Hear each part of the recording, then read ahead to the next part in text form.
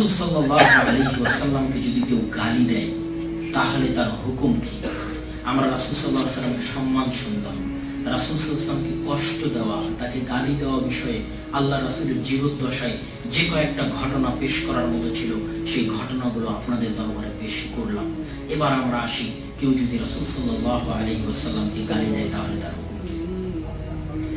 রাসূল সাল্লাল্লাহু আলাইহি ওয়াসাল্লামকে যদি কেউ গালি দেয় এবং সেই গালিদাতা চাহে মুসলমান হোক, চাহে কাফের হোক, চাহে জিম্মি হোক, চাহে ইহুদি হোক, চাহে খ্রিস্টান হোক, চাহে বৌদ্ধ হোক, চাহে শিখ হোক, চাহে জৈন হোক, রাসূল সাল্লাল্লাহু আলাইহি ওয়াসাল্লামকে যে গালি দিবে সকল ফুকাহায়ে কেরামের ঐক্যমতে ফয়সালা হচ্ছে তাকে হত্যা করতে হবে, এর বাইরে কোনো ফয়সালা নাই। দুই, যদি রাসূল সাল্লাল্লাহু আলাইহি ওয়াসাল্লামকে গালিদাতা ব্যক্তি তওবা করে তাহলে রাসূল সাল্লাল্লাহু আলাইহি ওয়াসাল্লামকে যারা গালি দিয়েছে ফেসবুকে আমরা দেখতে পাচ্ছি, শুনতে পাচ্ছি, আগেও দিয়েছে 2013 সালে যখন শাপলা চত্বরে সমাবেশ হয়েছিল তার আগে বিভিন্ন ব্লগে যারা গালি দিত তারা যদি ক্ষমা চায়, এই মাসলাটা অনেকেই জানে না, আমাদের মধ্যে অনেকে এই মাসলা জানে না, এই মাসলা জেনে থাকতে হবে, জেনে রাখতে হবে যে রাসূল সাল্লাল্লাহু আলাইহি ওয়াসাল্লামকে গালিদানকারী ব্যক্তি, কটূক্তিকারী ব্যক্তি যদি তওবা করে তাহলে তার হুকুম কি হবে?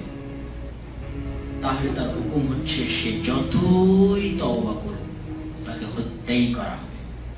রাসূল সাল্লাল্লাহু আলাইহি ওয়াসাল্লামকে যে একবার গালি দিয়েছে তার দুনিয়াতে বেঁচে থাকার কোনো সুযোগ নাই, তাহলে তার তওবা করার পরও কেন হত্যা করা হলো?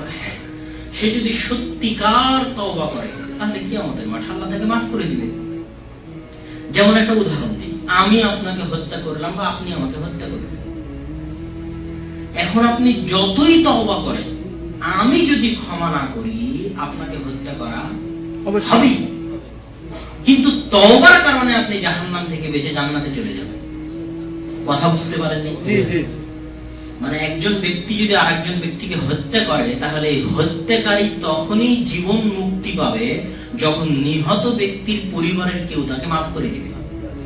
আর নিহত ব্যক্তির পরিবারের কেউ তাকে যদি মাফ না করে তাহলে সে যতই তাহাজ্জুদ গুজার হোক, যতই তওবা করুক, যতই মুখে দাড়ি ছেড়ে দিক, সে দুনিয়াতে বেঁচে থাকতে পারবে না। হ্যাঁ, তার তওবা আল্লাহ কবুল করলে সে কিয়ামতে নাজাত পেয়ে জান্নাতে চলে যাবে।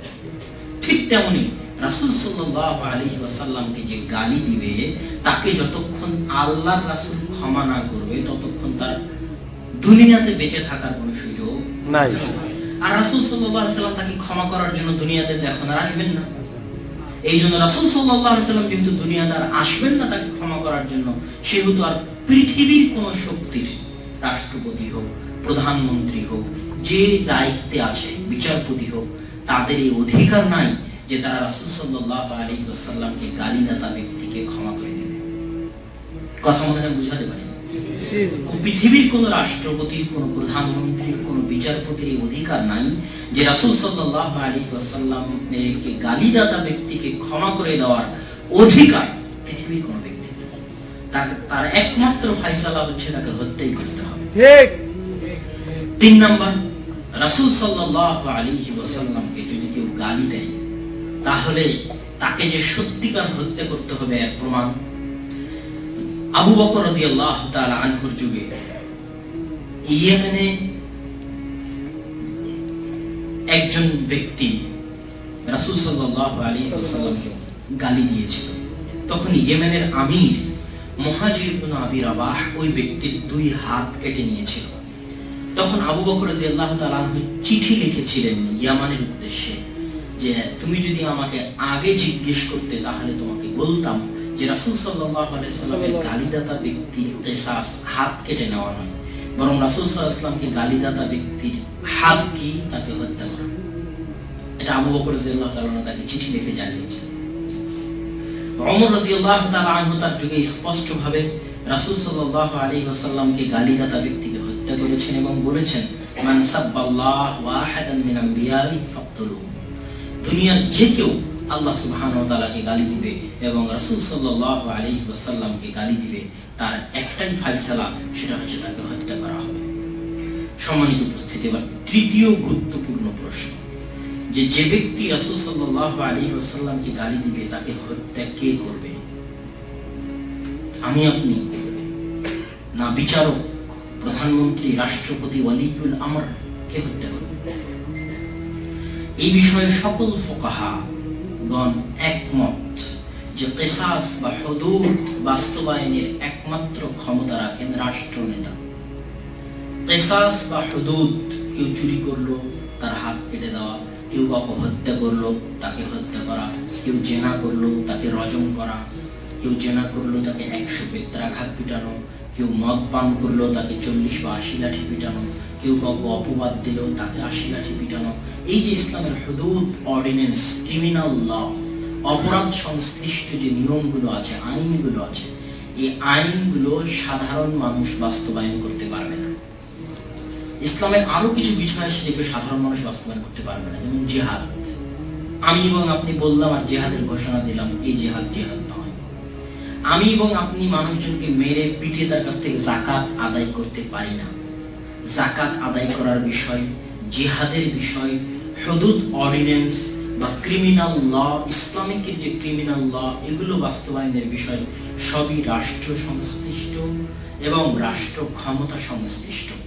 এই জন্য সকল ফুকাহা এই বিষয়ে একমত যে রাসূল সাল্লাল্লাহু আলাইহি ওয়াসাল্লামকে যে গালি দিবে, সেই হত্যাকারী রাসূল সাল্লাল্লাহু আলাইহি ওয়াসাল্লামকে গালিদাতা ব্যক্তিকে হত্যা করার বিষয়টাও রাষ্ট্র সংশ্লিষ্ট। এখন এখানে আপনার প্রশ্ন জাগতে পারে, তাহলে আমরা যে কয়েকটা ঘটনা দেখলাম, যে ঘটনাগুলোতে রাসূল সাল্লাল্লাহু আলাইহি ওয়াসাল্লামকে না বলেই ওই যে অন্ধ ব্যক্তি রাসূল সাল্লাল্লাহু আলাইহি ওয়াসাল্লামকে না বলেই তার দাসীকে হত্যা করে দিয়েছে রাসূল সাল্লাল্লাহু আলাইহি ওয়াসাল্লামকে গালি দেওয়ার কারণে, আর আল্লাহ রাসূল বলেছে তার রক্ত মুক্ত, তার কোনো বিচার হবে না।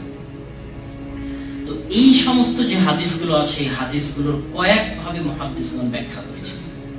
এটা হয়তো আপনাদের জন্য বুঝবার একটু কষ্টকর হবে, কিন্তু যেহেতু আলোচনা ভিডিও হচ্ছে আর যেহেতু ইলমি আলোচনা, সেহেতু এটার উত্তর আমাকে দিয়ে যেতেই হবে।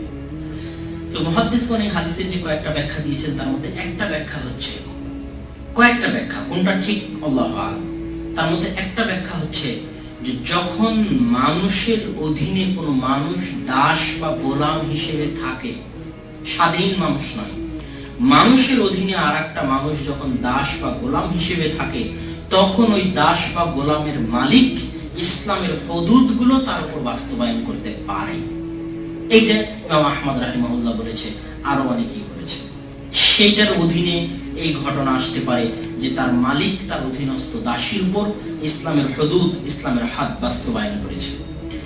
2 নম্বর যে ব্যাখ্যা মুহাদ্দিসগণ দিয়েছেন সেটা হচ্ছে যে রাসূল সাল্লাল্লাহু আলাইহি ওয়াসাল্লামের দরবারে পেশ করা হয়েছে, পেশ করার পর রাসূল সাল্লাল্লাহু আলাইহি ওয়াসাল্লাম মাফ করেছেন। এরকম তো নয় যে ওই অন্ধ ব্যক্তিটা তার দাসীকে হত্যা করলো, হত্যা করার পর কেউ জিজ্ঞেসই করলো না, কেননা সে সবাইকে বললো সে আল্লাহ রাসূলকে গালি দিয়েছে যে আমি হত্যা করেছি, কেউ জিজ্ঞেসই করলো না। এরকম তো ঘটেনি। মানুষ হই হুল্লোড় করে, হইচই করে, বাপরে বাপ হত্যা করা হয়েছে, সবাই জানে আল্লাহ রাসূলকে গালি দেওয়ার জন্য হত্যা করা হয়েছে, তারপরেও তাকে আল্লাহ রাসূলের দরবারে পেশ করা হয়েছে, বিচার সালিশ হয়েছে। সেই বিচার সালিশে আল্লাহ রাসূল অনুমতি দিয়েছে, কোনো সমস্যা নাই, ঠিক আছে মাফ করে দিলাম। তো এই ঘটনা এটাও প্রমাণ করে যে আমরা অনুমতি ছাড়া কাউকে হত্যা করতে পারবো না, তবে কেউ যদি হত্যা করে ফেলে তাহলে তার বিষয়টা অবশ্যই বিচারপতি, রাষ্ট্রপতি বা যারা রাষ্ট্র ক্ষমতায় থাকবে তাদের অধীনস্থ। তারা যদি স্পষ্ট কোনো প্রমাণ। আর একটা দলিল এই বিষয়ের উপর আমি আপনাদের সামনে পেশ করি। আপনাদের অনেকে হয়তো মন খারাপ হতে পারে, কিন্তু যেহেতু সত্য সেহেতু সত্য বলতেই হবে। আবু হুরায়রা রাদিয়াল্লাহু তাআলা আনহুর মা রাসূল সাল্লাল্লাহু আলাইহি সাল্লামকে গালি দিতেন, এটা কি আপনারা জানেন? জি।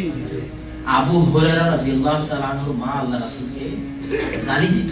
তা আবু হুরায়রা রাদিয়াল্লাহু তাআলা আনহু কি তার মাকে হত্যা করেছিলেন? না, হত্যা করেননি। আবু হুরায়রা রাদিয়াল্লাহু তাআলা আনহু খুব কষ্ট পেতেন।